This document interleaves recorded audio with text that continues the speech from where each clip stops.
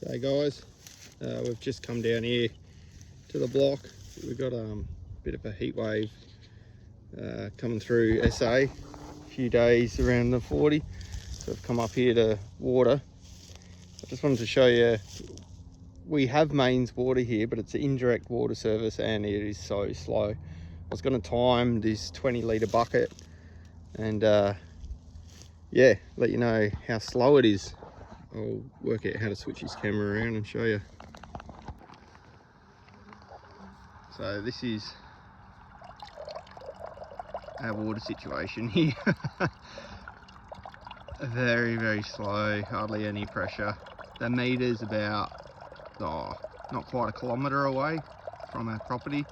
Runs under a dirt road, through another farmer's paddock along the fence line, which we've fixed about 6 leaks there over the last couple of years. It was just buried in the rock. They just pulled a ripper through the ground and laid the poly, the old rural poly in there.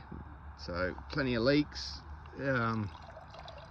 Yeah, just filling this 15 litre bucket here. I've got this 20 litre one. I'll time it and let you know how it goes. I'm not going to film the whole thing, it'll take forever.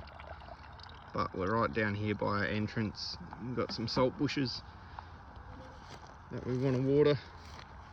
I haven't had a water in by us a couple of months, so yeah. All right, I'll get back to you. So that was about 16 minutes to fill. I couldn't be bothered waiting. Not quite 20 litres. I don't know if you can see the water line there. So yeah, I don't know, I guess it's probably close to a litre a minute flow. But yeah, not real good. And this is just by the start of our property. We dug a proper 25mm blue line from the gate. It'd be hard to see, but another 150 metres or so out to camp. So the pipe goes a long way, a little tiny poly pipe.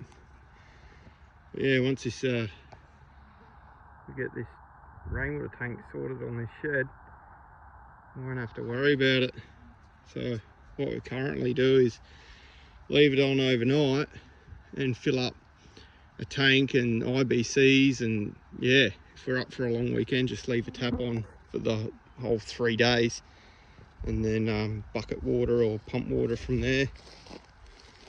So yeah, anyway, I better get back into it. This is going to take hours to water a couple of 100 trees. Righto, have a good one.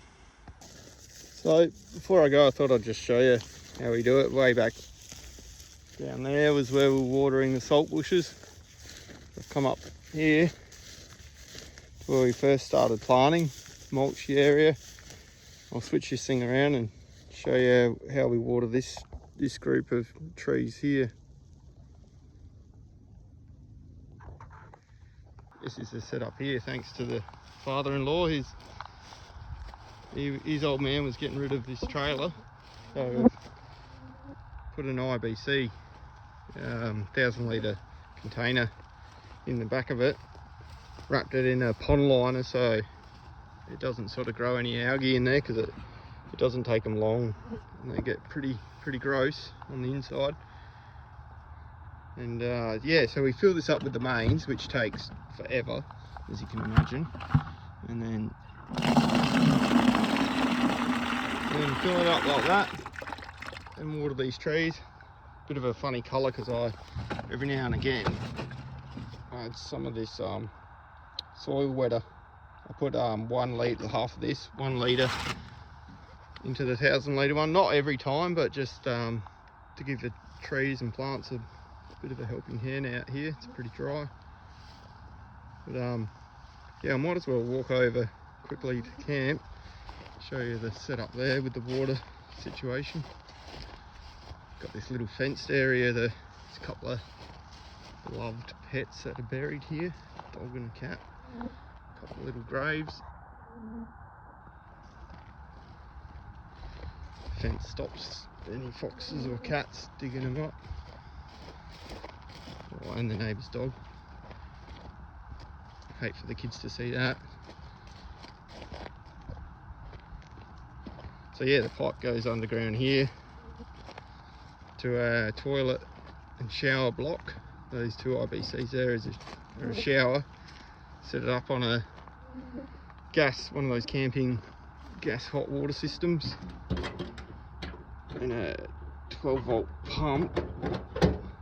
This is an old steel suitcase. There's a setup there, little sort of motorbike battery in there, 12 volt pump. I don't know if I can reach, but up on top there's a solar panel that charges the battery. And the water that supplies the shower is in this 5,000 litre tank, which we're right down at the moment. Down here, so that's about 2,000 litres.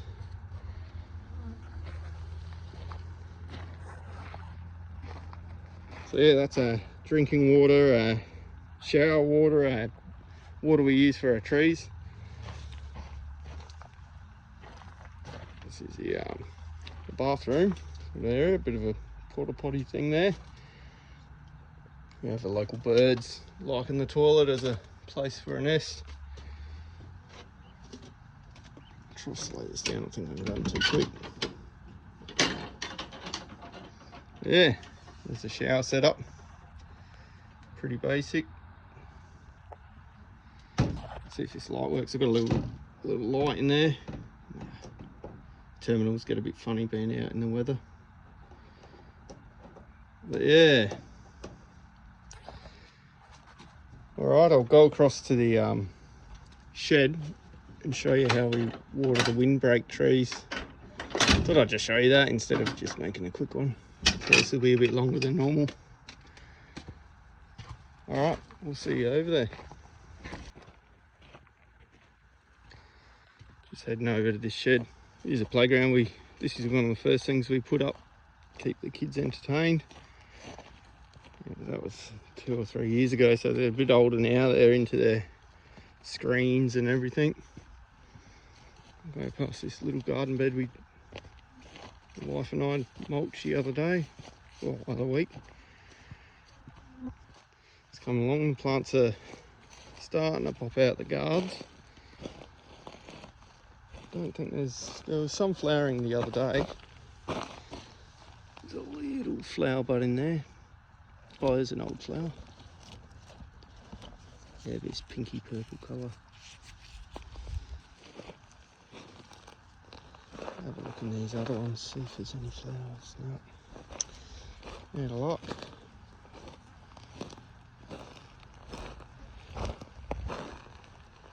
No.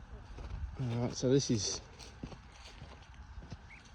how we get the water over here. We run a hose back from camp and pump it up into these two IBCs, so they're chockers. We're now catching a little bit of water off a shed roof when it rains, and then we use this water to water all these trees. You can see here we catch a little bit. Oh, there's a bit of wildlife. There goes a hare. I don't know if you guys spotted that, see it?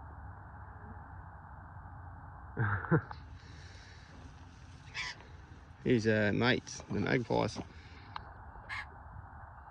I normally know when it's lunchtime they come in.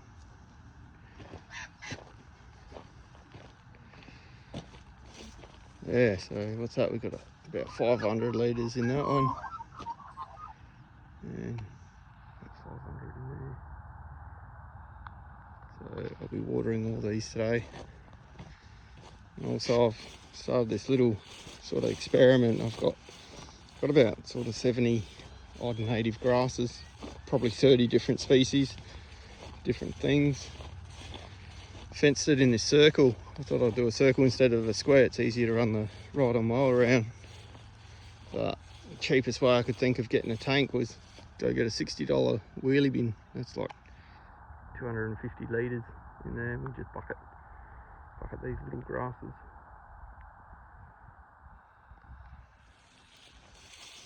So yeah, we've already lost probably half of them, but a lot of them weren't suited to this area. Probably wrong time of year to plant them, but it's worth a shot. And then hopefully, being so windy here, normally the wind will just spread the seeds for us. This is a windmill grass. Ooh, little white snail there. So yeah, if we have a look here, see all them seeds. That's what we want. We want them to go to seed, and we'll just, the wind will just carry them and spread them around the paddock. Hopefully, got some lomandras here. Yeah.